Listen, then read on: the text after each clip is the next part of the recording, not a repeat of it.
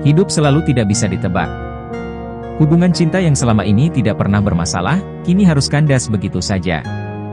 Selain memutuskan pertunangan, Jihan juga memecat Aris dari perusahaannya.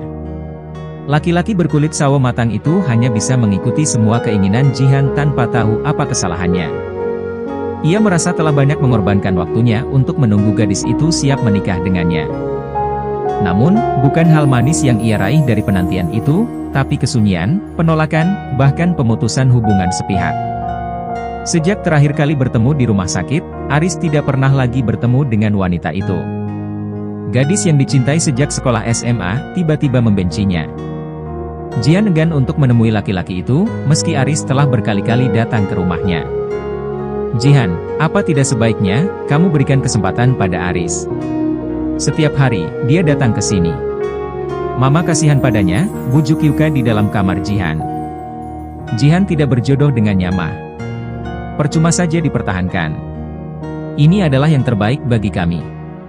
Tapi, Ma. Jihan capek menyikapi kelakuan Aris. Setiap ada masalah, dia pasti pergi tanpa kabar. Kenapa harus selalu Jihan yang mengerti dia? Dia tidak pernah mengerti perasaan Jihan, potong Jihan. Yuka menyayangi Aris seperti bagian dari keluarga mereka. Laki-laki itu dinilai baik oleh Yuka dan Chris. Namun, mereka memang sangat menyayangkan sikap kekanak-kanakannya. Mama mengerti. Sudah malam, sebaiknya kamu beristirahat. Iya, Ma. Yuka keluar dari kamar Jihan. Tadi sore, ia melihat Aris berdiri di depan gerbang rumah mereka. Karena penasaran, Yuka pergi ke ruang tamu. Ia menyingkap tirai jendela. Laki-laki itu masih berdiri di sana, di tengah hujan lebat bercampur kilat yang menyambar-nyambar bumi.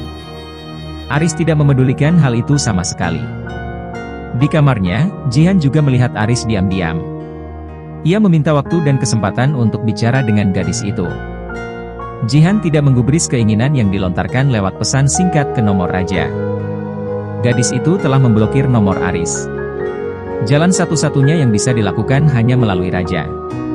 Rasa rindu yang membuncah membuat Aris nekat datang ke rumah Jihan, meski akhirnya ia hanya bisa berdiri di depan pintu gerbang. Dasar bodoh! Keras kepala! Jihan berlari keluar dari kamarnya. Mengabaikan pertanyaan dan larangan sang ibu. Mau kemana sayang? Di luar sedang hujan, ucap Yuka. Namun, Jihan tetap berlari keluar, membuka gerbang, lalu memeluk laki-laki yang sudah basah kuyup sejak tadi. Yuka menarik kedua ujung bibirnya. Pada dasarnya, mereka memang saling mencintai. Hanya saja, keduanya juga sama-sama keras kepala. Aris kembali bekerja di perusahaan. Mereka memutuskan untuk segera meresmikan hubungan mereka ke jenjang pernikahan. Tidak menunggu lama, hanya selang 1 minggu setelah mereka berbaikan. Kini, mereka telah resmi membina biduk rumah tangga. Aris berjanji pada Jihan, tidak akan pernah pergi tanpa kabar lagi saat mereka berselisih paham. Jihan memberikan kesempatan untuk kesekian kalinya pada Aris. Mereka pasti bisa menjalani kehidupan rumah tangga yang harmonis dengan dasar saling mengerti dan menghargai. Mereka tinggal di rumah Christian karena Yuka dan Chris hanya memiliki 1 anak. Sementara rumah milik Aris, mereka menyewakannya kepada orang lain. Syahira dan Ken juga hidup dengan bahagia bersama putri pertama mereka, Alona Zulfa Kenandra. Tali cinta yang sempat terputus karena sebuah tragedi kini tersambung kembali.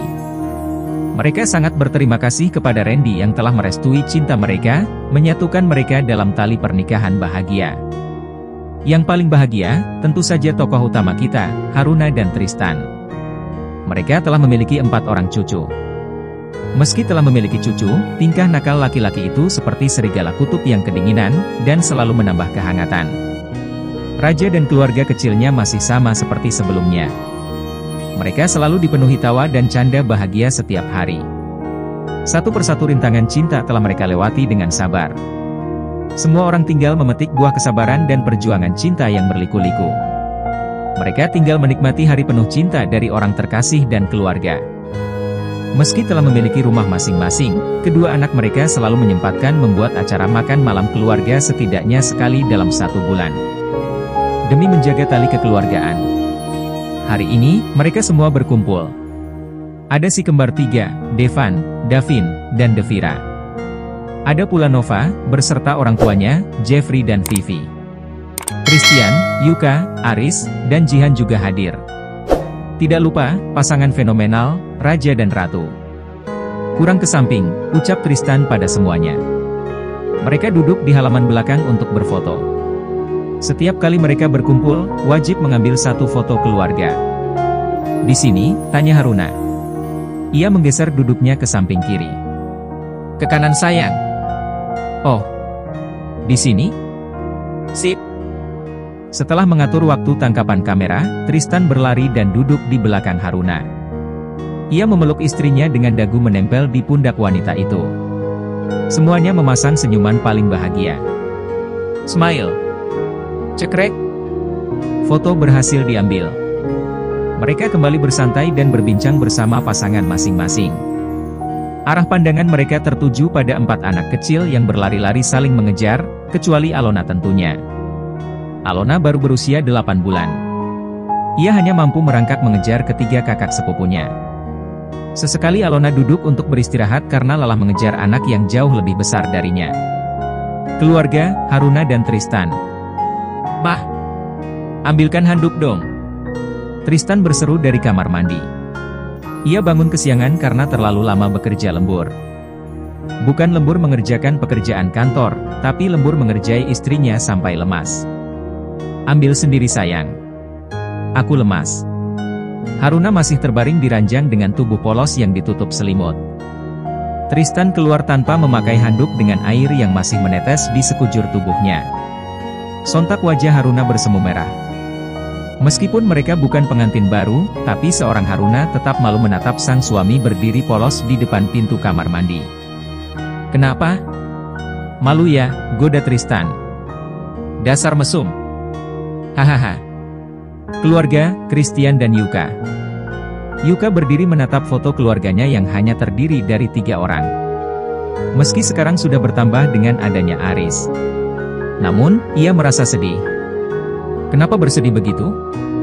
Bukannya, putri sematawayang kita itu sudah bahagia? Iya.